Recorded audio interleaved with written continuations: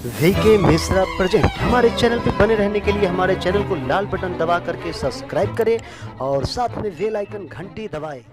जय श्री राधे कृष्ण। आप सभी का हमारे YouTube चैनल पे बहुत बहुत स्वागत है। आइए आज सुनते हैं करवा चौथ व्रत की कथा। इसे करक चतुर्थी के नाम से भी जाना जाता है। करवा चौथ का व्रत हर वर्ष कार्तिक माह के कृष्ण पक्ष की चतुर्थी तिथि के दिन करवा चौथ का व्रत किया जाता है। इस व्रत में भगवान गणेश, चौथ माता, भगवान शिव, माता पार्वती तथा भगवान कार्तिकेय का पूजन किया जाता है। इस व्रत को महिलाएं अखंड सौभाग्य की प्राप्ति के लिए इस व्रत को रखती हैं। करवा चौथ के व्रत में दिन भर निर्जला रहते हुए रात में चंद्रोदय होने पर चंद्र दर्शन करते हुए और अपने पति का पूजन करने के बाद फिर इस व्रत को पूर्ण माना जाता है। तो आइए सुनते हैं करवा चौथ व्रत की कथा। अगर आप हमें करवा चौथ व्रत के लिए ब्राह्मण दक्षिणा अपने श्रद्धा और सामर्थ्य के अनुसार देना चाहते हो तो आप हमें डिस्क्रिप्शन में जाकर के वहां से गूगल पे, फोन पे या अकाउंट नंबर के माध्यम से आप हमें ब्राह्मण दक्षिणा प्रदान कर सकते हैं। तो आइए सुनते हैं करवा चौथ व्रत की कथा।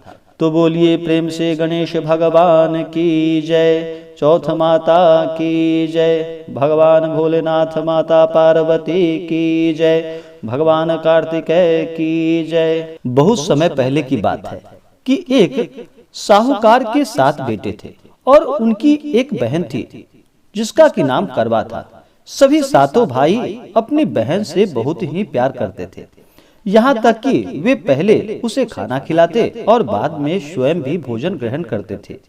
एक बार की बात है कि उसकी बहन ससुराल से मायके आई हुई थी। शाम को भाई जब अपना व्यवसाय बंद कर घर लौट आए तो देखा कि उनकी बहन बहुत ही व्याकुल थी।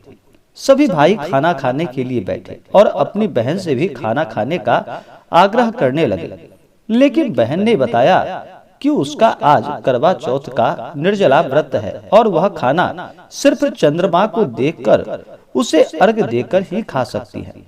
चूंकि चंद्रमा अभी तक नहीं निकला है, इसलिए वह भूख प्यास से व्याकुल हो उठी है। सबसे छोटे भाई को अपनी बहन की हालत देखी नहीं जाती और वह दूर पीपल के पेड़ पर एक दीपक जलाकर चल्ली की ओट में रख देता है और दूर से देखने पर वह ऐसा प्रतीत होता है कि जैसे चतुर्थी का चांद उदित हो रहा हो। इसके बाद भाई अपनी बहन को बताता है कि चांद निकल आया है, तुम उसे अर्घ देने के बाद भोजन अब ग्रहण कर सकती हो। फिर बहन खुशी के मारे सीढ़ियों पर चढ़कर चांद को देखती है और उसे अर्घ देकर वह पहला टुकड़ा मुंह में डालती है तो उसे छींक आ जाती है। दूसरा टुकड़ा जब डालती है तो उसमें बाल निकल आता है और जैसे ही तीसरा टुकड़ा मुंह में डालने की कोशिश करती है तो उसके पति की मृत्यु का समाचार उसे प्राप्त होता है। वह बौखला जाती है। फिर उसकी भाभी उसे सच्चाई से अवगत कराती है कि उसके साथ ऐसा क्यों हुआ। करवा चौथ का व्रत गलत तरीके से टूटने के कारण देवता उससे नाराज हो गए और उन्होंने ऐसा ही किया। सच्चाई जानने के बाद करवा निश्चय करती है कि वह अपने पति का अंतिम संस्कार नहीं होने देंगे और अपने सतीत्व से उन्हें पुनर्जीवन दिलाकर रहेगी। वह पूरे 1 वर्ष तक अपने पति के शव के पास बैठी रहती है और उसकी देखभाल करती है। उसके ऊपर उगने वाली सुई नुमा घास को वह एकत्रित करती हुई जाती है और 1 वर्ष के बाद फिर करवा चौथ का दिन आता है।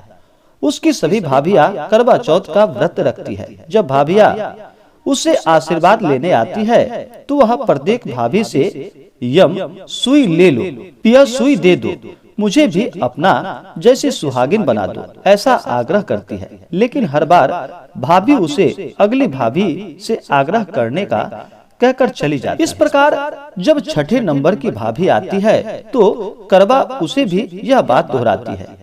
यह भाभी उसे बताती है कि चूंकि सबसे छोटे भाई की वजह से उसका व्रत टूटा था, अतः उसकी पत्नी में ही शक्ति है कि वह तुम्हारे पति को दोबारा जीवित कर सकती है।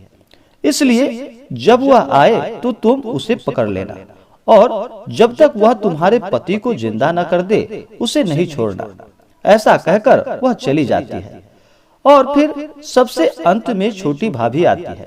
करवा उनसे भी सुहागिन बनने का आग्रह करती है, लेकिन वह टाल मटोल करने लगती है। इसे देख करवा उन्हें जोर से पकड़ लेती है और अपने सुहाग को जिंदा करने के लिए कहती है।